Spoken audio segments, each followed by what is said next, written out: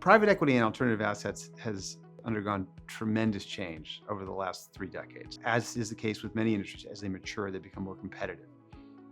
The need to continually develop incremental capabilities, ability to add value to your companies, ability to inflect growth, those are all now very important components of what it means to be an alternative asset firm. There are several reasons that I think the alternative asset space and some of the leaders in alternative assets have continued to diversify their product set. For us, it really comes down to 3 reasons.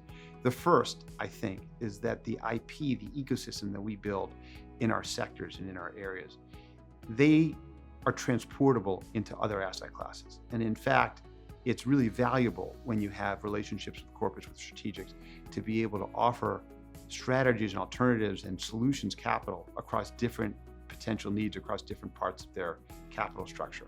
As we've expanded our platform, both organically through new product development and also inorganically through platform acquisition, we've found a tremendous amount of synergy just by leveraging the IP and that sense of conviction that we have in each of these different business areas across the broader platform. It's rewarded, it's celebrated at TPG. I think it's one of our strongest competitive advantages. There are other reasons that I think diversification is increasingly important in alternative assets. A second reason is that we have a partnership with our limited partners. That partnership is multifaceted and it entails typically a relationship across multiple asset classes. And the LPs, who are very sophisticated counterparties and partners, want to have a smaller set of relationships across more products with a core set of GPs, a core set of alternative asset firms. There is a lot of demand for liquidity from our LPs.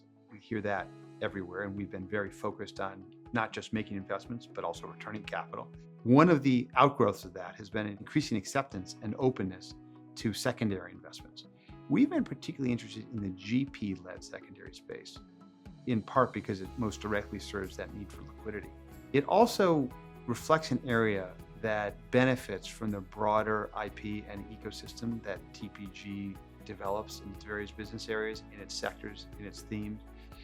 It's increasingly important to be able to offer that diversity of perspective because the relationships exist at every level of the firm. The third reason for diversification and growth is that the cost of doing business, whether it's regulatory, the legal and compliance side, the important investments that you make in your client and capital formation groups, which now have gone from many, many years ago, largely pension funds, corporations, sovereign wealth funds, increasingly to high net worth, insurance. It's continuing to evolve. It requires a significant amount of investment and expertise. It requires a very tight collaboration between your client-facing professionals and the folks who spend most of their time on the investing side.